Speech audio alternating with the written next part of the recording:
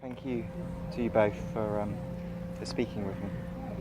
Yeah, I feel very blessed for this moment and for Ram and Sonali to bring this together and to have us all here. And I think more than ever these teachings are needed for the West and for humanity, so that we can all start to step into our light and start to help lift each other up. I enjoyed very much both of your classes on so many levels. I think the understanding of how we all reach that point of understanding who we are and understand the interconnectedness and that of grace, but with very different teachings in different ways. So for instance, through the postures and the pranayamas and bringing all this together and the chants. And this is something that I'd like to speak with you both about. So the question with the asanas, is it how do you pronounce? Asanas. Asanas. So asanas is the postures. Yeah. Could you explain a little bit about this it's the formulation of the posture to help the energy flow? You want me to answer? Yeah, you please. Okay. See, basically the word asana generally means asubhuvi, to stay, to be. That's all. In Patanjali's Yoga Sutra it says asana, and it also says you need to put in some effort. Just sitting like this according to Yoga Sutra is not asana. Yes, we are seated, we are in a seated posture, but there is no intention of doing a posture here. So if you are going to say, please show me a posture, then I'll go into the mode of an intention to do the prayatna, shaitilya. But when I'm doing that with an intention, I should not be too much tight. It should not interfere. It should be a natural flow. Yes. Shaitilya. And it should be stable, but it should not be very, very, it should be attentive. I should be stable, but I should not be in pain. And also that I should not put in a lot of efforts by the way when I show my face and all that. Then at that point of time, when I am saying I am in a posture, there are some qualities attached. I need also to fix the mind somewhere. And mostly it could be to the parts of the body, one, or it could be to any higher force also. It could be through the breath. This fixation is taking place. So you call it energy, it's okay. But I would like to say that I am very clear that I am keeping the body in a posture, asana, and it should have some quality. And one of the important things is that I engage with the asana and link it with the mind through the breath. Yes. And one more thing is, in the ancient days, the asana is most important part of a meditative practice. It is not necessary that I should be only in Padmasana or Siddhasana and all that. Often I do a meditative practice where I start sitting in squat posture with Kukutasana like Utkatasana, take water in the hand and then sip. The meditation is started now. So postures are considered to be the basic from which we move to the subtle one. And this is for the energy to flow, to have your connection to a higher state of being. To add value to what he has said exactly, to connect the mind and the breath in the posture. Postures are structured in such a way that some postures make that energy flow backward, that is called Paschima Vahini and Purva Vahini. It makes it move front like that. So by doing certain postures, you are influencing the energy points and making it to move in a particular direction. The ultimate aim is to bring it to the center, contain the energy within the center. So to do that only certain way a posture is done. It is not enough if the posture is done. You have to regulate the breath, you have to do a focus, and you have to have a very good discipline of the food. So many things adds on. See, one more, apart from the angle of energy, why are we get almost like locked to postures? Postures are, the movements in the postures are only a preparation. The postures are to be there. So the body and the mind are connected. So they call the body kaya, kaya sthairiyam, chitta sthairiyam. So the mind is moving elsewhere. So now you want me to talk to you and you want me to be focused, but my mind refuses and moves elsewhere. What can I do? But I have already talked to you and I said I will talk to you. So I say, be firm. The moment I keep my body firm, the body is not talking. Body firm, then something happens to the mind and the mind comes there. That is why when you have done the posture correctly, how will you know about it? Apart from the physical aspect, the mind would have come to a state of rest and attention. Yes. And does eventually with the practice the mind just remain still, or is it always important to, I guess it becomes part of life to learn to control the breath in a certain way, so the mind gradually quietens down? It is supposed to quieten down and it will do. That is what is the Hatha Yoga Pradipika says. By doing postures, it is not only you have health, you have lightness of the body, you also have chitta sthairiyam. Chitta sthairiyam is stability of the mind, ability to focus, sustain the attention and focus on whatever you are doing, complete attention in your action. That is what it suggests. But what happens? Sometimes the mind is chanchalam. It's very, very, not like your body. It is very fickle. So even with practice, it may tend to go astray. So that is why the practice needs to become so dridam, stable. It should become very strong that the amount of wavering you can reduce it. Once long time back it used to waver such a way that it had a difficulty for me to bring it back. Now at least if I attempt 2 to 3 times of some repetition of a posture, my mind becomes more focused. So and that comes with discipline. That comes with the discipline. Sir can tell about how mind also, though we may have it, sometimes it may get distracted. No, the Yoga Sutra says, by its nature, the mind has got 2 dimensions, Uttana and Nirodha. It is how it is. You have a product. The product comes with a manual. And the manual says, these are all the things that this product is capable of doing. And be careful, etc. The nature has given you an instrument called the mind. And for some reasons, for good reasons known to the nature, it is not always in that state of Nirodha. It is in the state of going out and coming in, going out and coming in. Uttana, Nirodha. And this becomes a samskara, a conditioning. There is a reason we need, because for worldly life, we need a part of the mind which goes out. I have to talk. Now, if I decide and say, no, I am in Samadhi, you won't get the interview.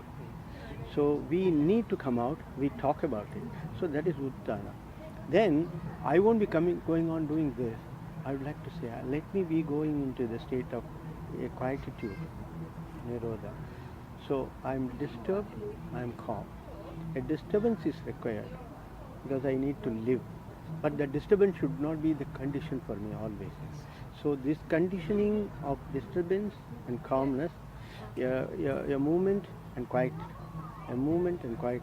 Continuously I will focus on the quietude over a period of time through postures and breathing, and that becomes my habitual way. Yes. So you meet some people, they always seem to be quiet. They try to be firm but quiet. So this is the idea of yoga. It says 2 properties are there, and one property, both the properties are required, but for worldly life, this Uttana is required. For spiritual life, you don't require that. You require quietude. So slowly, if you want to move towards spiritual life, make the mind more quiet. And ultimately the yoga practices, be it asana, pranayama, whatever it is to improve that quality of mind. The central aspect of yoga is what is the form, what is the quality of your mind. And if you take it to that state from, that's what Sutra also says, Kshipta to Ekagra. So if we can take it to that, fine, it is easy. I mean, it is disciplined. It is capable of achieving what it is. And with this discipline, do you find that then in life where you would have situations where you would unconsciously react, that you find that you have space because you're becoming more, you're more witnessing your actions, and therefore you're able to witness beyond your conditioning? Yeah, that is what happens. Actually, when you start doing all these practices, you start live consciously. You live consciously, and you live in such a way that most of your errors, the number of errors that you commit will come down.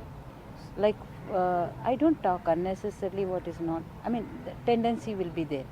You won't be impulsive, and you will not unnecessarily get into a situation which puts you into more and more entanglements or trouble. Yes. Yeah. That is one thing. And also know the clarity about what should be done and not to be done.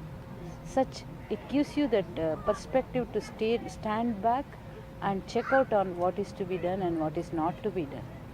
So he will, Sir has something more about it. Does he's asking, by doing this type of discipline, will it be possible for you to take certain actions in your life such a way that you will be able to make a good decisions, things like that? That's what he says. Or make distance so that you're not just reactory, you're not just acting on impulse, that you're actually able to distance yourself and not act from the emotions. Create a space. The impulse or a reaction is because of some conditioning which is inside us. Yes. They call samskara. Yeah. In fact, the simple way of my explanation, somebody asked, why we are here? Why I am born? What is the reason? It is because you have earned something. You have a balance. So you go to the bank, and the bank says you exhaust the balance. Whether it is going to be a debt or it's an asset, you exhaust it. So by the actions that we are doing, we are building a bank balance like this. These balances, which are supposed to be on account of the actions that we are doing, they are considered to be in some subtle form. Because the actions that I am doing are with the body, but the body is not eternal. So I go a transmigration. When I go, this body is lost. But the actions are stored in a very subtle form, and these subtle forms become the conditioning, like a software which moves in the computer. So it's like a software. I take it in a thumb drive and then go to the next computer and I put on, this software starts working in the computer. Yes. So every time when I want to do something, the software interferes.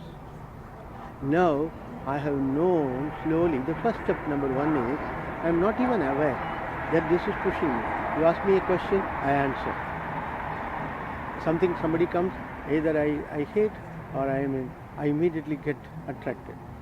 But slowly when you start doing yoga, the first thing is you try to understand yourself. This conditioning in you, this samskara, vasana, they try to pop up. And now those who are already into yoga, the first step would be, they will know their conditioning. Yes. That is why they say, please, I don't want to come to this hotel and all that, because that will attract me. I may get attracted and I will go elsewhere. So let me be one, I will see you elsewhere. Okay. Now, after seeing this conditioning, I will now know how to deal with that. So the ability not to be judgmental, not to react, will start flowing. Yes. And the word that they say for yoga is a samskara.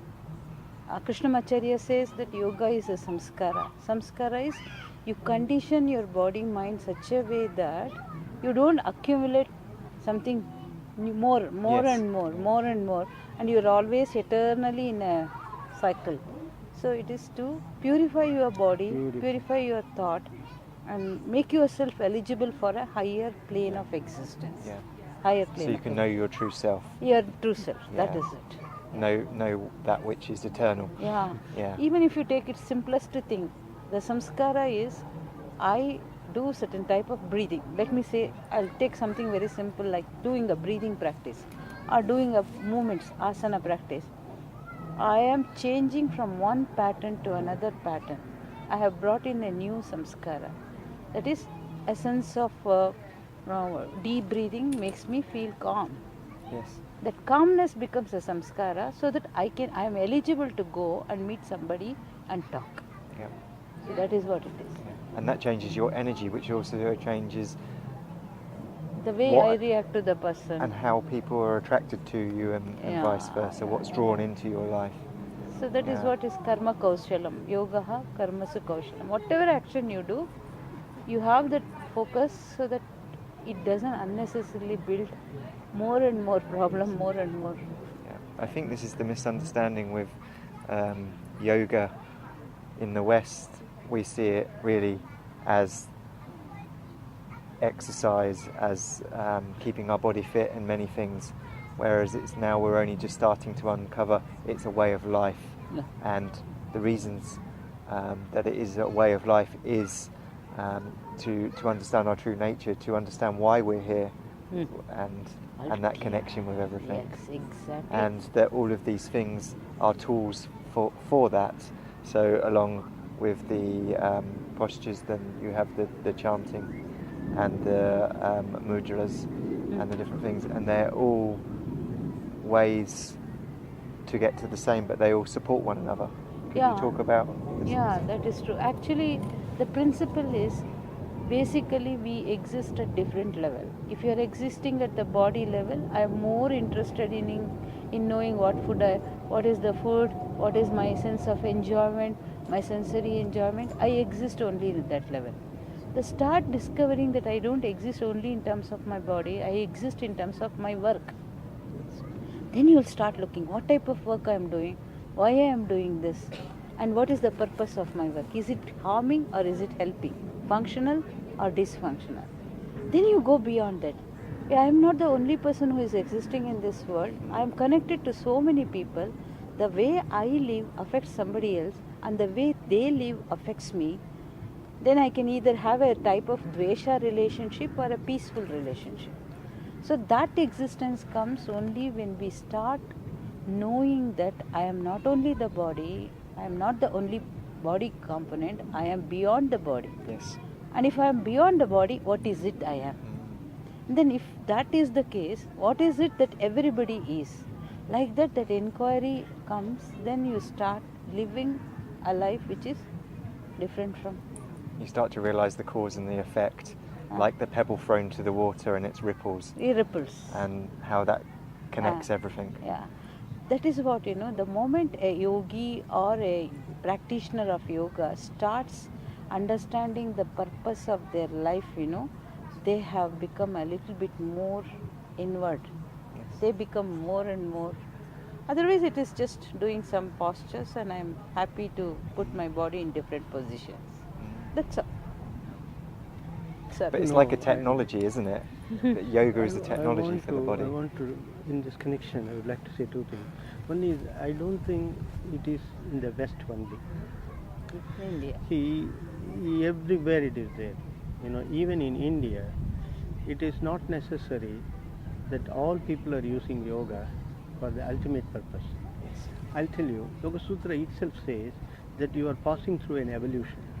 In the 4th chapter it says, Karma, Shukla, Krishnam, Yoginaha, Trividam, Itaresham. Yoginaha, the yogi. The yogi is 4 types. The 3 types are white, black and white. And the one who is neither black nor white, Ashukla, Akrishna, yogi. Yeah. And in the 3rd chapter, it says the moment you start doing the samyama, you start getting powers. You can look at the sun, you will know about the universe. You can look at the moon, you can know the movements. So you slowly grow in, so everything gives you powers. You can have a power over everything, control nature and all that. Te samada upasargaha yuttane chittayaha. So that means the moment you start, then next year I come and then I tell you, what's in your mind? Oh, I think this is an yogi. I must go behind him because he knows what's in my mind. So I go on putting my energy in all this, and ultimately it makes my mind more agitated. Yes. Samata upasargaha Upasarga. yuttani chittayaha. So when I see that my body gives me the vajrakaya, I would like to use it. Enjoy, eat more, do more postures. Keep off from. So this is a byproduct. It comes. So only it's according to Bhagavad Gita. It takes a lot of birth Yes. before somebody is really going through that. Bahunam janmanamante jnanavan mam prapadyate. It takes thousands of janmas. But one thing is, if all the four of us are sitting here and we are talking about yoga, that means we have done something in the past which is throwing us towards this. That's all. It can only throw. So it is for you to take on to this and move forward. And it is not that everyone will do like. But it's a natural progression, isn't it? Like when you're hungry, you prepare food. But unless you're drawn to doing these things for a reason, then people often sit in contentment and they're happy. But through either through being inquisitive or through their own sufferings, that maybe they have a body ailment, or because their mind's busy, or they have a mental health issue and they need to calm the mind, that then is in a way grace talking to guide them towards finding these things, to find peace in themselves. One more thing is, how does this break comes? So where the person cyclically, he has been doing yoga, but he has not broken the cycle and to go in towards the inward. I'll tell you one idea. One is, you may go on doing it over life, and one day on your own you will get it, because you have to see the light and the tunnel, and then it says, I'm going away from this, I go this direction. The second easiest is, you take care of, you catch hold of a good teacher. Yes. The good teacher who will be with you, watches you and tells you, I tell you that you are using the yoga more towards worldly things and less towards the spiritual. It is better you turn. This has been happening over a period of time with the book that you have. You see, there was one great saint called Sadashiva Brahmendra, and all these saints, they were all great Vedantis. So he will go on talking to people. He will say, come on, I want to have a debate with you to say where the God is, what is the God. So he will go on bringing everyone to debate and win over. Then the teacher says, how long you are going to talk like this? Why are you talking? Silence. That day he silenced. So the teacher comes in between. Krishnamacharya has done it to some people I know. And he says, that is enough. Take care of your ashrama dharma. So teacher will guide you.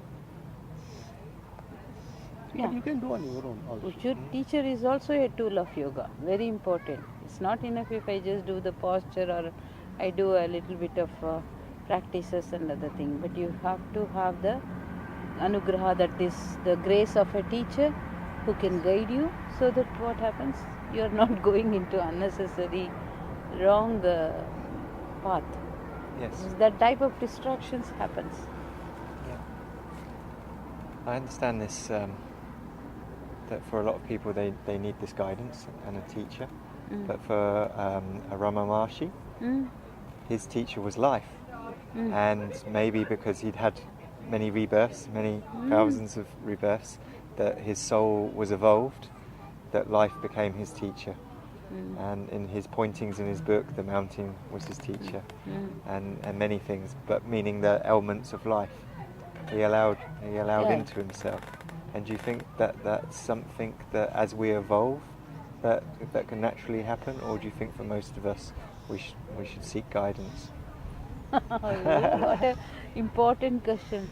Is it possible to get a teacher like that, like as we evolve we will get? Yeah. Or is it we should seek? No. This is the very important thing. This is traditionally we have a statement that when you really earnestly seek, the teacher will come. Yes, teacher Or appears.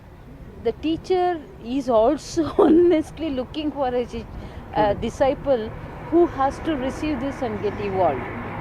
The thing is, in our tradition, we always ask for that divine guidance. Please show your grace so that I should get a good guidance. Somebody should be there to help me. So we always do that ultimately. But I can't keep quiet, thinking that the teacher will come, so therefore I will wait for the teacher come. No, it is not that. You keep off exploring, looking, practicing, doing something. At the same time, we can't take everybody and okay is a thing. Like we can't say that no, I don't have a teacher, so therefore I don't do anything at all. Yes. So that is when all these type of activities become somebody's, and I have seen it even in the natural way also. From the history, if you take it from our history or human history, whenever there has been a crisis, where there has been a dip in knowledge, when there has been a calamity, somebody has come and restored it into the sense of well-being. Yes. So I feel it is a divine thing. See, Arjuna is asking Krishna in Bhagavad Gita, you are saying that you want me to do yoga. Okay, if I do yoga, I need to not to enjoy the life. So at the end, I pass off. But I have not become a full yogi. I have not completed. See, look, I have lost enjoying the life, and I have lost getting into the complete realization. What happens to me? He says, don't worry, you will be born in the next birth. Suchinam Srimatam Gehe Yoga Brashtaha Abhijayate. See, you are sitting here, Minkar is sitting here, we are all here. Not everyone in your family, not all your friends. Why do you get attracted? That is because you will be guided there. Yes. It says you will be born in a family. You will be born in a clan of family. Suchinam, very clean. Srimatam, full of knowledge. Yes, He or she is not just only the money. Money. It's knowledge. Yoga Prashta, you are called as Yoga Prashta. The one half-finished person, but you will continue your journey. And all comes that's out of the such a hope, grace.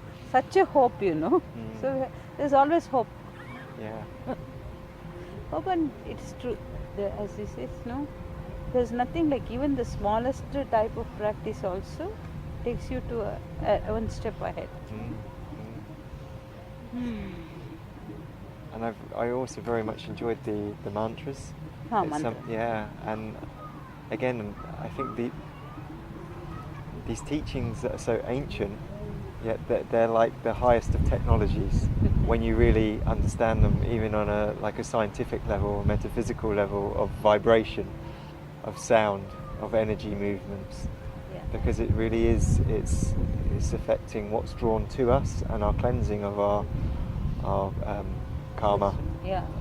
Actually, basically, you know, the whole knowledge is originated in Indian philosophy. Yes. Say it from Vedas or Upanishads or even Darshanas, whatever way you call it, whichever point you look at it, no, it is a perennial source of knowledge which is flowing there from time immemorial. And this knowledge has got not just one solution. There are many, many tools available. Somebody may propose a ritual, somebody may propose a particular type of inquiry, somebody else may propose a particular methodology of practice, technicalities. All those things are there. The role of chanting or the mantras to give that support comes not just because they are there, mantras are there, so therefore I am using. It is not that. Those rishis, the sages who had the capability to receive that knowledge, you know, they have transmitted it through a mantra. So even if you say, if you talk about Om Bhur Bhuva Suvaha, if that is the mantra, if somebody has said that word, they have experienced it. So what has been experienced has become a word, communication, and that has come down the time. Now the moment that mantra is recited, I have connected to that particular rishi and the knowledge, so I am trying to seek that knowledge. Yes. So that needs a focus. So mantras are very good source of understanding this knowledge and it is also gives you that whatever side effects or benefits that Yeah. we are looking for. Depending on the mantra you pick for the ailment that you're trying to heal or steady. Yeah. Yeah, because there's Yes. many mantras to remove obstacles in your life, isn't Yes, Yeah. exactly. I want to add one point. You see, one of the great teachers in India, one of belonging to the Shankaracharya's order, who has written something on this. You see, he equates this, Vedas with the Vedic chanting with the yoga in the following way. You see, that is how we shared the sessions. When I'm doing pranayama, what happens? I told you there are nadis, and you cannot do pranayama in any way you like. There is a way in which you do. The way in which you do is just like I want to put the ball into the goal. Yes. I need to keep it in the place and hit it correctly. Otherwise the ball will go elsewhere. So if you do the pranayama correctly, the nadis are vibrating. When the particular nadis which vibrate in a particular way will bring you happiness, can bring you sorrow, can make you angry, can make you jealous, can make you calm. In fact, when you are angry, some vibrations in the nadis are taking place. So those vibrations are responsible for the happiness, sorrow, anger, jealousy. So they found out that if you do this pranayama, those nadis which are required positively will work. The same thing happens when you are going to chant. The mantras which you chant are taking the air in, and they go and touch the parts of the body. And only those mantras which vibrate those nadis have been retained by the Vedas. That is why over a period of millions of years they have not changed it, because they have found out that this is it. If you vibrate differently, you will get different result. Yes. So it's very important to then, To chant when properly. practicing, to make sure the pronunciation Yes. is exact. Yeah, pronunciation, and also there are rules for chanting also. Udatta, Anudatta, Swarita, that is upper note, lower note, and where you have to break, where you should not break. There are so many things are there. Of course, certain mantras are recited in a particular way. Let us say if it is Purusha Sukta, it is like a story. The creation, it is about creation of this whole world. It talks about the creator, Virat Purusha. So when you recite that, it should be like a recitation, should be like a story. Om Sahasrashirsha Purusha Sahasrakshas Sahasrapat. Because Om Sahasrashirsha Purusha Sahasrakshas Sahasrapat. You can recite that way also, but the bhavana changes. Yeah. And the moment I recite that, my thing is already connected to the creative force, and I am looking at with the wonderment, what is it happened, how it is being created. So that is what is. Because you're giving it your full connection and Yeah, positivity I through have to that experience vibration. it. I have to experience it. That's how it is. And that would also then bring the subtle differences of if you're repeating it without connecting to your heart and to the purpose, then the chatter can still come in No, to the mind. Whereas if you fully connect to it, then it ceases this. it reduces. Yeah. So that is why for us, no, in our tradition, like Sridhar sir, all of us, for us chanting is there every day. We do asana practice, pranayama, meditation, probably follow certain types of lifestyle thing, and chanting is also there. At least it will be there some 10 minutes. It may be a part of his Sandhya Vandana. For me, it may be a 10 minutes or 15 minutes of some chanting. We will do that, because when you do that, you are connecting it to that particular force. Yeah. Nowadays they are doing some experiments with the sound waves, Yes. and I find that you are getting some scientific discoveries about what happens when these Vedas are. In the ancient days, interestingly, they had a different way. For example, I have heard that the Rudram, when you are chanting it, and there will be a part of water, a big small water in which flowers will be there. They will be floating. And if you chant correctly, the waves will be in a particular form. Namaste Rudramanyava Bhutota Ishave Namaha. It should go. So that wave will tell you. So they had such wave. So only when mantra is chanted in the proper way, it will give its result. Yes. And it also influences the circumstances around environment also. Very much. Like water, you take water, that's very popular in Indian knowledge, and like you can add the mantra you recite looking at that water, that whole water becomes the mantra maya. So he has demonstrated it to us even in Sandhya Vandanam, and we also know through our this thing. That's why water is kept near the deity for us in our houses. We keep it near the deity because it is the source of life, and at the same time whatever we recite and anything is offered with water. We're just starting to understand this now, like more in the Western way, through scientific studies. Like I can't think of the names, but these sound waves through different pitches sent to sand that creates geometry. Yes. It's very similar to what you're talking, and also through water, through positivity and Japanese sound, scientist, how it also affects when they crystallize and take photos of the water, how it forms geometry. And even while cooking the food, cleanses. When you recite the mantra and It cook alters, the food, it alters the characteristic of the food. And that's because we're all energy. Everything's and energy. it alters the brainwave pattern also. Yes. Yeah, that's the energy. Yeah. And everything's energy exchange. So Yeah. by positivity, you reformulate its structure. Yeah. That's quite incredible. Something else that that came up for me with what you're doing. You're doing scientific work also, working with children and through ADHD and different ailments that are affecting children and adults with mental health. I'll give you one case study because it's easy for me to narrate. We are doing a lot of work with the children chanting, yoga practice and the other thing, and we are also trying to document some of their outcomes of the study. One aspect we did was measuring their lung capacity and also measuring certain cognitive function. There was one particular boy who had a lot of difficulty in the school because he will not talk to anybody, and he was very intelligent, absolutely no problem with his mental status, that is his capability was very good, but he was very shy and not going to the school, or sometimes had difficulty to tell his mother what is the problem in the school. This we were not aware, but his mother had put him into chanting class, the yoga chanting, and then we started teaching him the chants.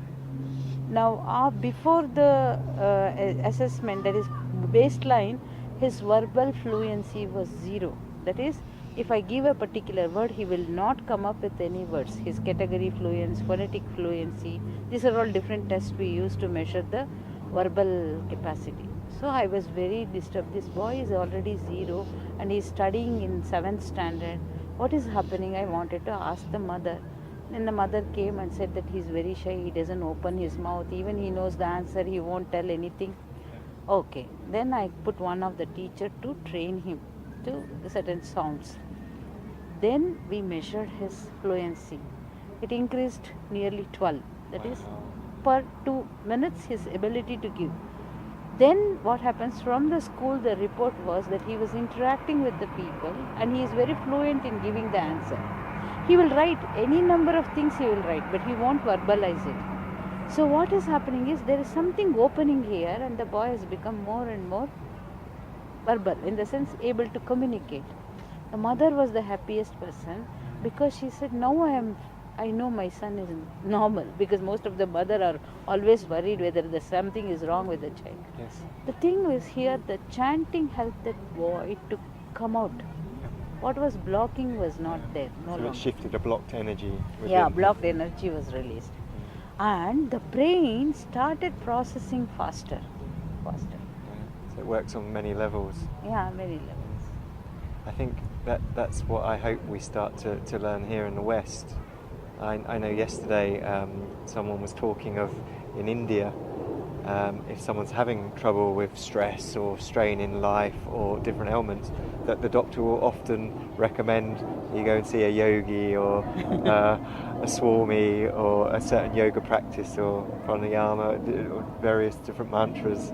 And I think that's so wonderful that that can be offered, whereas here we would just hope to give them a pill, and that pill wouldn't necessarily fix it, it would just suppress or, you know, maintain, but not to actually get to the root cause and go beyond that. And I think this is what we're starting to understand. Earlier, even in India, it used to be difficult for the doctors to refer, but now the trends are changing. Most of the doctors refer them to yoga, go and learn pranayama. They themselves will prescribe. Sometimes they say go and learn asana. So our referrals have increased now from the doctors, and people on their own also come because they want to not to take medicine also. Yes. That awareness has increased now. Thank you very much. Well, both. thank you.